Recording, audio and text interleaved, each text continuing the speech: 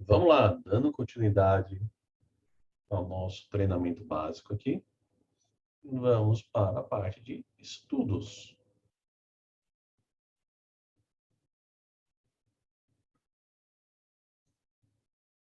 Isso aqui eu gostaria que vocês levassem com vocês para o resto da vida. Para tudo, tá? É igual quando você vai num restaurante culinária francesa, né? Vem aquele monte de coisinha no prato. Ah, é uma espuma, não sei das quantas, é uma redução, não sei das quantas. Tá? É bom? Cara, é bom. Sim, é gostoso. X. Mas para chegar naquele ponto, o cara teve que ferver muito ovo, né? Teve que cozinhar muito ovo. Teve que cozinhar muito arroz e feijão, fazer muito macarrão que passou do ponto, macarrão duro, macarrão mole, né? Teve muita coisa. Então, eu particularmente não tive a capacidade de, setup 9.1, setup 9.3, 9.4. Cara, era muita regrinha que, se isso fizer isso, se isso fizer aquilo. Cara, o simples surpreende, o simples dá resultado. Então, assim, faz o simples, está dando dinheiro, continua, não invente. Né?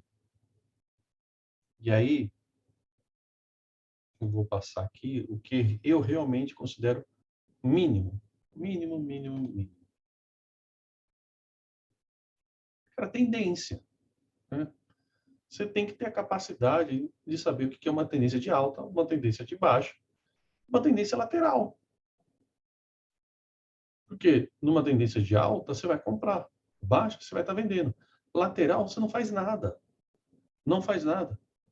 Não. Tem um cara lá que fala que operar lateral, você faz range e aí você compra fundo e vende topo.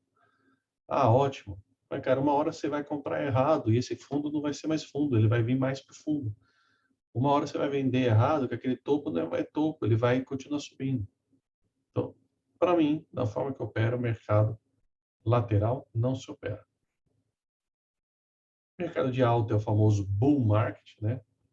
Porque do bull, que é o touro ataca de baixo para cima, e o mercado de baixo, o bear market, é o urso que ataca de cima para baixo. Quem foi o cara, né? Quem foi o cara que desenvolveu todas essas teorias, né? A famosa teoria de Dow, né? Charles Dow foi o primeiro cara que estudou, classificou e definiu todas essas teorias, né? O que é uma teoria, uma tendência de alta, o que é uma tendência de baixa. Ele desenvolveu o que são as tendências primárias, secundárias, terciárias, né? Quanto tempo, né? É uma quantidade assim, quanto tempo que isso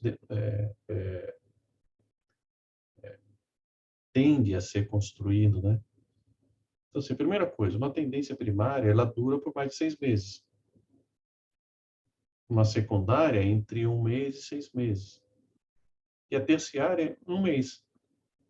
Só que existem vários ativos que você vai jogar lá o time frame daquele ativo. Quanto menor o time frame, a gente poderia diminuir essa teoria de tendência para você ver. Você pode estar num ativo que está numa tendência de alta no dia, mas você pega a semana, o mês, ele está em queda. Então, comece a identificar, quando você vai analisar um ativo, analise aquele ativo no ano, no mês, no dia, na semana, na hora. Né? Vê como ele vai se movimentar.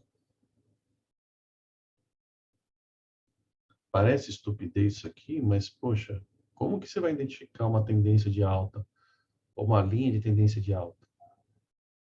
A cada movimento, ele vai fazendo fundo ascendente. Então, o fundo está ficando cada vez mais alto.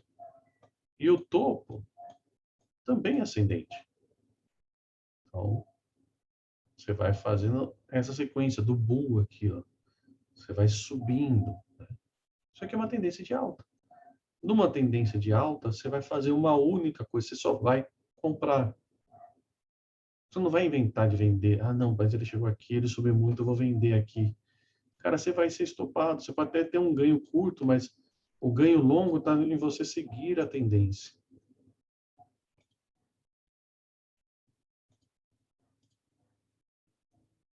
Tendência de baixa, poxa, você vai fazendo fundos, topos, né? E fundos descendentes. Cada vez ele vai caindo mais. O que você faz nisso? Você vende. Você não, mas caiu muito, eu vou comprar. Não. Você vende.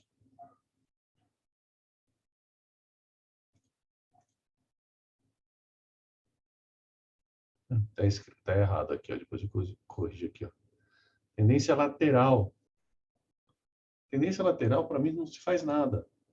Porque você nunca sabe se esse fundo vai ser esse fundo, né? Ou se ele vai romper, ou que esse topo vai ser esse topo e se ele vai embora. Na minha opinião, o mercado ficou assim, desliga, vai ver Netflix, vai fazer qualquer outra coisa. Sai fora. Sai fora. O que Dow falava? Que a tendência ela será mantida até que uma reversão seja construída. Mas não seja você a pessoa que vai querer buscar essa reversão. Operar tendência é muito mais simples, é muito mais tranquila. Olha esse gráfico aqui, ó. Esse gráfico de vale aqui é perfeito. Por que ele é perfeito? Porque tem uma tendência de alta, que foi até... esqueça isso aqui agora, né? Ela deu continuidade aqui. Mas no meio da tendência, ela ficou uma tendência lateral. E tivemos até uma tendência de baixa. Então, a gente tem uma primária de alta, uma secundária lateral, uma terciária de baixa. E olha, isso aqui é um gráfico diário. Aqui, cada espacinho desse aqui é um mês. Então, ó, 1, 2, 3 meses nessa tendência. 3 meses que o preço ficou literalmente parado. 3 meses que eu tenho certeza absoluta, muita gente perdeu dinheiro. E aí o institucional, os GPIs ali, ganharam rios de dinheiro na angústia das pessoas aqui de querer, isso aqui é topo, então vou vender, ó, você estopou lá. Isso aqui é fundo, então vou comprar, estopou. Siga a tendência, opere a favor da tendência.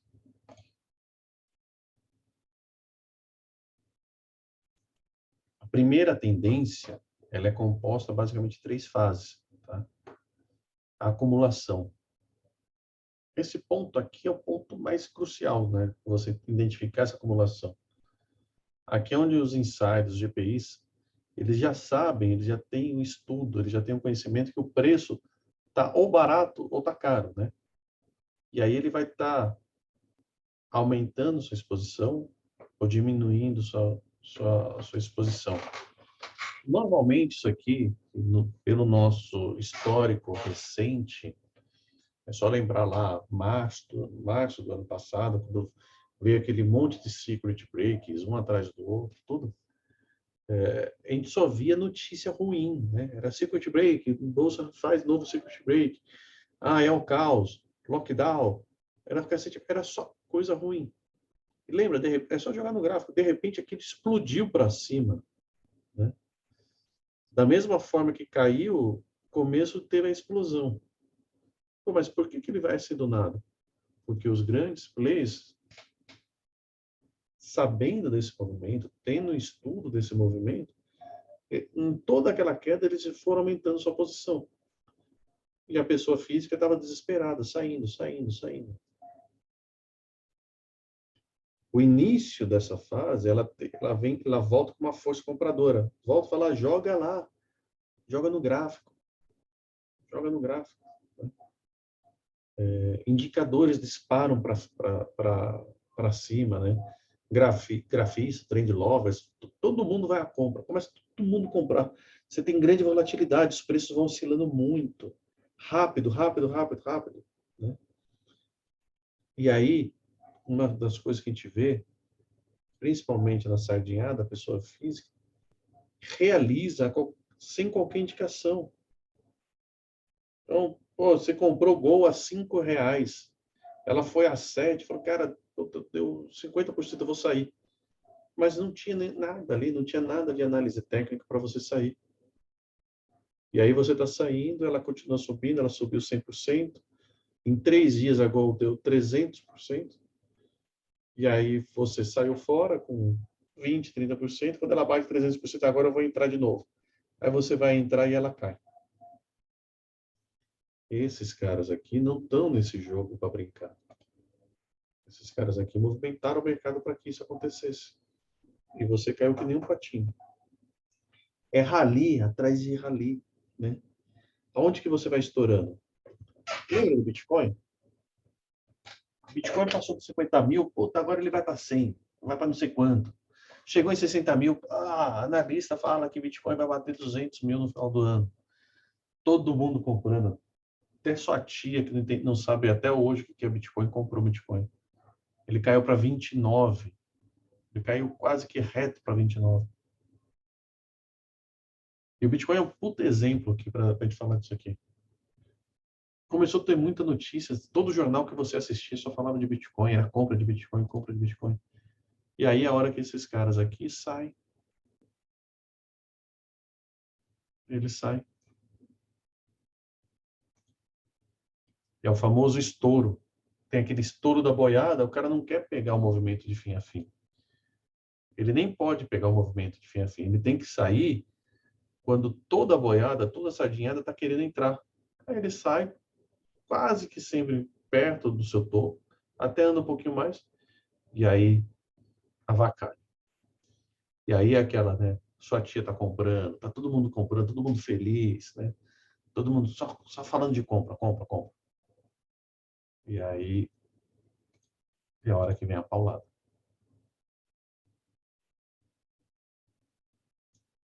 Vem a realização. Então, os grandes players, eles vendem, fazem lucros absurdos. Todo mundo falando de alta, eles estão vendendo, estão vendendo, estão vendendo, estão vendendo, deixando as pessoas físicas comprarem, ganharem 2, 3% no dia, feliz da vida. Aí os caras, aí, tá vendo? Não precisa ser analista, estou ganhando mais do que fulano e tal. Aí, de repente, aquilo começa a cair. E aí ele começa a cair, e aí eu faço analogia. Olha o Bitcoin, olha o nosso índice que aconteceu recentemente. Chega a um ponto que ele abre o pânico. Que o cara está perdendo 20, 30, 40% do seu capital, ele entra em pânico. Ele vai fechar. Ele fecha ali.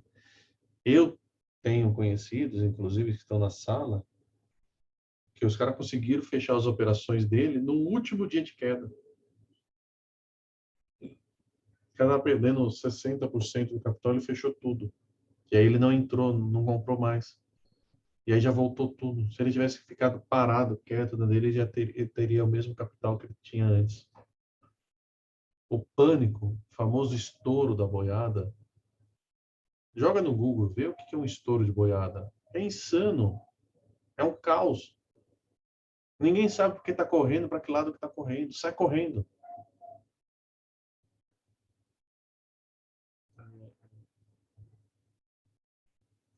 Uma das coisas aqui que chama atenção, que em muitos momentos a sardinhada continua acreditando no pullback, ele não fecha. Já perdeu ponto, já perdeu, já criou pivô de baixa, já perdeu suporte. E o cara não fecha, ele continua comprando, vai aumentando o prejuízo, não sai da operação. Os GPIs desaparecem. Nesse momento você vê o volume, despenca o volume daquele ativo. As quedas são cada vez mais fortes, sem volume, vai sumindo tudo, né? O volume dá no início do estouro e depois desaparece. Você não tem comprador. Aí dá aquela barrigada, né? Aí você vai ver o gráfico vem caindo, vem caindo, vem caindo, de repente ele começa a dar uma barrigadinha. Aí quando ele dá essa barrigadinha aqui assim, vai indo para cima, para baixo, tudo, é esse momento é que a sardinhada fala, cara, não aguento mais. Aí que o cara já perdeu 30, 40, 50, 70% do capital. Ele fala assim, eu vou fechar. que é o momento de acumulação, desaceleração, aquele momento que fica, às vezes, dias lateral. A gente viu lá na Vale, a Vale ficou 3 meses lateral lá. E é o momento que esses caras adoram. Que eles falam assim, olha lá, os caras não aguentam mais. Então você dá mais 2, 3 dias de movimento de pânico no mercado, e aí eles começam lentamente a aumentar a sua posição. Lentamente eles começam a comprar. E aí você vai vendo o movimento começando a subir. Começando a subir. E aí a sardinhada que aguentou, segurou toda essa queda aqui, ah não, agora eu não vou entrar porque vai cair. Agora não vai entrar porque vai cair. Agora não vai entrar porque vai cair. Aí tá chegando no topo do ciclo de novo. Ah, não, agora vai entrar porque tá subindo, o Jornal Nacional falando que tá alta e tal. E aí você vê aquela montanha-russa de novo. Então, pega esse slide, o slide anterior e fica indo. Fica fazendo isso aqui, né? Opa.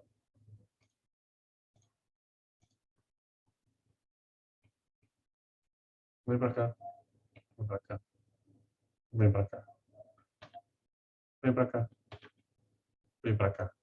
Isso é o mercado. O mercado é cíclico, ele vai se repetir. Esses movimentos irão aparecer. O que Dow falava? Né? O preço desconta tudo. Então, o preço do ativo vai descontar tudo, que é político, que é notícia. Né? Tudo, absolutamente tudo. Então, o preço está descontado. Pior cenário político. Lógico, se você tem uma notícia, o preço vai oscilar naquele momento, mas o pior cenário político, economia, guerra, o preço vai descontar tudo. E a tendência é que ele já esteja descontado com 6 meses de antecedência. As médias devem confirmar, tá? O movimento. Então, basicamente, se você tem médias apontadas para cima, quando eu entrar lá no Operando, eu vou mostrar as médias que eu trabalho, tudo. Mas você tem médias apontadas para cima, você compra. Médias apontadas para baixo, você vende. Médias horizontais, você não faz absolutamente nada. Nada, nada. Preço, você tem lá duas médias, sei lá, 9, 21. O preço está no meio dessas médias, não faça nada. A famosa trap zone, né? A zona de armadilha. O preço ainda não definiu se vai subir ou se vai cair. Não seja você.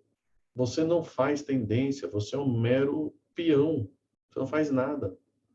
Espera a coisa acontecer. As tendências têm que ser confirmadas com volume. Deu um rompimento para alta, para baixo, olha o volume. Se você tem, nesse momento aqui de um rompimento, um volume alto, comparado a volumes baixos anteriores, ótimo.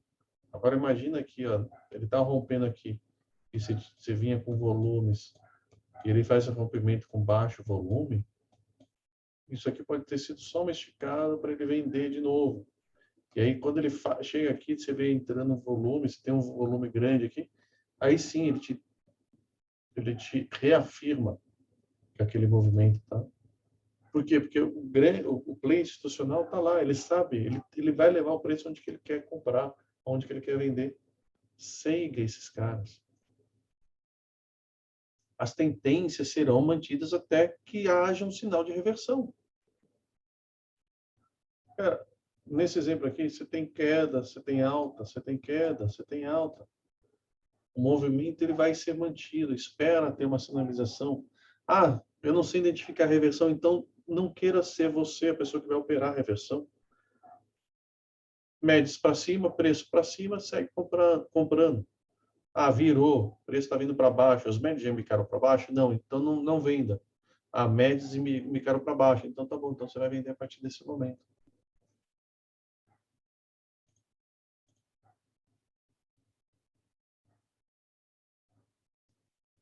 Vamos lá. Outra dica. Outro ponto. Eu, quando estou operando, quando eu vou começar meu dia, aqui eu não vou conseguir escrever aqui. Quando eu vou começar meu dia, eu procuro ver como está no diário, como está no semanal, como está no 60. Nossa, fica feio isso aqui. Nos 60 minutos. nos 30, nos 15, e aí finalmente no que eu opero, 5 minutos. Por que eu olho isso? Se eu tenho todos esses time frames numa única direção, seja para alta, seja para baixa, ótimo, está tudo me indicando que a tendência deve continuar. Agora, se eu tenho um time frame diário, alta, tenho no semanal, lateral, tenho no 60, queda, tenho no de 30, queda, tenho nos 15, alta, tenho nos 5, alta, putz, cara, tá difícil, né? Deixa eu esperar a movimentação que vai fazer. Faça análise macro num time frame maior e vem diminuindo ele. Mas você sempre tem que focar em operar a tendência daquele time frame, que é o tempo gráfico, que você está operando. Não adianta você ter uma tendência de alta no diário e ele está trabalhando aqui num canal de alta, baixa, e você está olhando aqui bem na hora que ele bateu aqui em cima, ele está caindo. Aí fala assim, puta, mas ele está numa alta, então vou continuar comprando. Não. O movimento do dia aqui de queda, opera vendido. Ah, mas eu estou fazendo posição. Ok, você está fazendo posição, você está esperando que ele caia para comprar no melhor preço. Mas no day trade, você vai operar vendido. Então, sempre opere a tendência do time frame que você está em tela.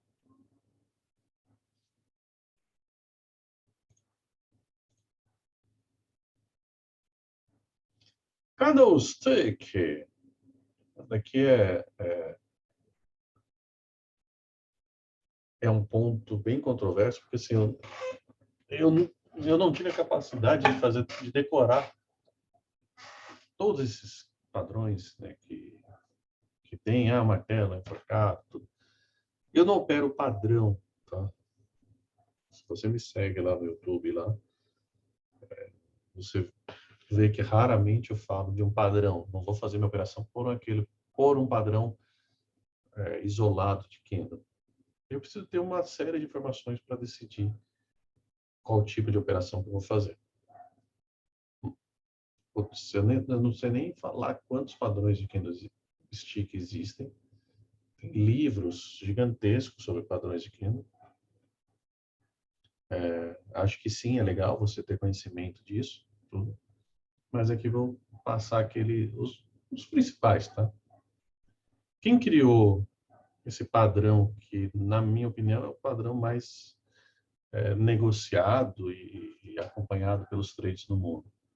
O Nahisa Roma, ele foi um samurai, podemos falar, né, japonês, tudo, lá no século XVIII. Ele era um comerciante de arroz e para não ter que ficar no pregão presencial, lembra aquela primeira foto lá que eu mostrei? Para não ter que ficar no pregão presencial, lá na bolsa não sei se foi a bolsa de Tóquio, tudo, ele, ele começou a observar que a forma que o preço se comportava e com a padronização que acontecia nos dias seguintes, ele percebeu que a combinação desse padrão gerava para ele uma confiabilidade de fazer uma operação financeira sem necessariamente estar no pregão. Então, o que ele precisava? Ele precisava abertura, fechamento, mínimo e máximas. Com isso, ele começou a desenhar o candle, e aí a sequência de padrões desses candles dava para ele uma previsibilidade do que iria acontecer no próximo. Então, parece besteira aqui, mas o que é? Num candle verde, num candle de compra, este ponto mais baixo dele aqui vai ser a abertura dele. Este ponto mais alto, o seu fechamento. Isso aqui é o que eu chamo de movimento de violação. Tá? Isso aqui eu falo que é a vela do candle e isso aqui é o corpo do candle. Para mim, tá? Eu considero o corpo o ponto mais importante do candle. que é onde o preço mais teve incidência, teve mais força. Isso aqui foi um movimento de violação, que pode ter sido um movimento para estopar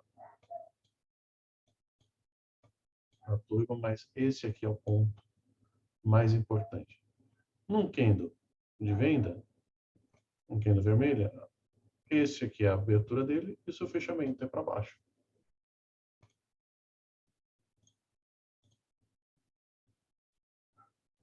Padrões, né? Doji. O que é um doji? Doji é um padrão de indefinição. Tanto faz a cor dele, se é branco, verde, vermelho. Não vai fazer a menor diferença. O que ele quer dizer? Ele é um padrão de definição. Ele é um padrão que o preço, quando ele se dá no topo ou se dá no fundo, o preço pode ter chegado numa exaustão dele, pode ter chegado num ponto ali. Mas o mercado ainda não definiu. Então, quando você vê um doji, sobe um alerta. Eu acho, né, eu particularmente acho que não se deve fazer operação abrindo com doji. Você espera o próximo candle. Hoje mesmo, se não me engano, a gente teve uma sequência de 3 dojis. Agora não lembro se foi no índice ou se foi no dólar. Mas mostra o seguinte, né? O preço abriu, subiu, caiu e fechou no mesmo ponto. Ou seja, ninguém ganhou essa briga, ninguém ganhou, nem os comprados, nem os vendidos. Eles não sabem o que vão fazer. E às vezes a gente vê uma sequência de 2, 3, 4, 5 dojis. Pouco importa o tamanho da vela. Quanto maior a vela do doji, né, quanto maior essa parte sem o corpo dela, maior mostra a indefinição. Maior mostra como que o preço não tem um lado definido. Então, espera o doji, espera o próximo candle. Marubozu. Puta, padrão lindo, né? Mostra a força. E aí eu falo assim, o Marubozu pode até ter uma, para mim, tá? Ele pode até ter um pouquinho de vela, desde que a vela seja pequenininha, tá? É um padrão de força, né? A tendência, quando você vem assim, uns candles pequenininhos, e normalmente o Marubozu tem um volume alto, né? A sua grande maioria tem um volume alto. Isso aqui, ele demonstra continuidade. Que demonstra que isso aqui deve continuar. O que você espera, né? Quando você vê um Marubozu, uma barra elefante? Que você tenha o retorno ideal de 1/3. Eu costumo dividir o candle dessa forma, tá? 2/3, putz, ainda é bom, né? Se você abrir um candle aqui, o candle ideal é que ele venha a 1/3 e depois dispare para cima. O segundo ideal é que ele venha até metade dele e dispare para cima. Se ele voltar 2/3, tecnicamente, você ainda faz a compra. Mas é uma compra que eu fico com o pé atrás. É uma compra que passou do ponto, eu já vou colocar um stop gain e aí leva o trade. Essa aqui é o padrão perfeito. Ele volta um pouquinho, perde a mínima e continua a sua tendência.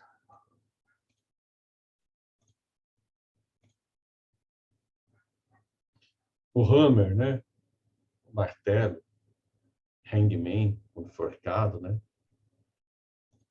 Está falando de martelo aqui, enforcado aqui. Ah, ou estrela cadente. Tem um monte de gente que fala um monte de padrão. Na sala eu costumo escuto quase que todo dia. Pô, martelo ali, você comprando. Eu não opero assim. Tá? Eu acho besteira. Ah, você vê um martelo, você sai comprando. Você vê um enforcado, você sai vendendo. Mas são padrões comprovados, testados e sim, dão resultado. É que a forma de operar é diferente da minha. Então, quando você vê um enforcado, e principalmente se ele aparece no topo, né?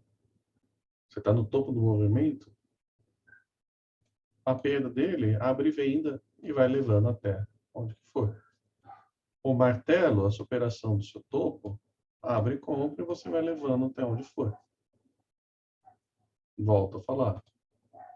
Eu não opero isso, mas é um padrão sim, amplamente difundido, testado e funciona. Não lembro o percentual dele. Engolfo. Ontem, se não me engano, ontem eu fiz uma operação de engolfo. O que é a operação de engolfo? Você vem com um, um candle, daí tem ela representada aqui, tá? O candle seguinte, ele é maior que o candle anterior. E aí ele pode ser principalmente de corpo, ele tem que ser de corpo maior. Então aqui o engolfo de alta, que abriu a venda, e o engolfo de baixa aqui, se você olhar, aqui eu deixei propositalmente isso aqui, ó.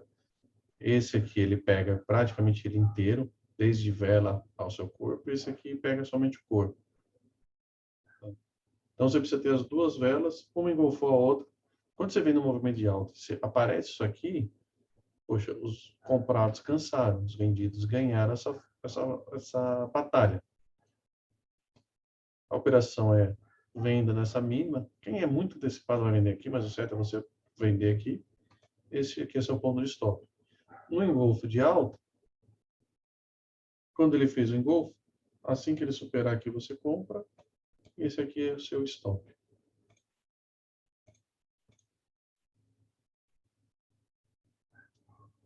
Puta, parece ridículo isso aqui, mas tem que colocar. Você precisa de 3 candles para você definir o que é um topo e o que é um fundo.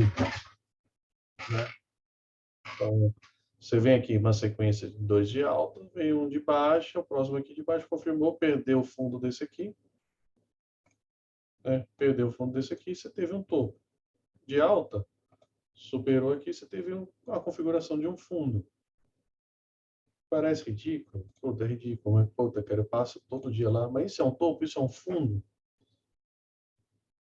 E aí, isso aqui vai ser fundamental para você fazer aquela análise de linha de tendência de alta, linha de tendência de baixa.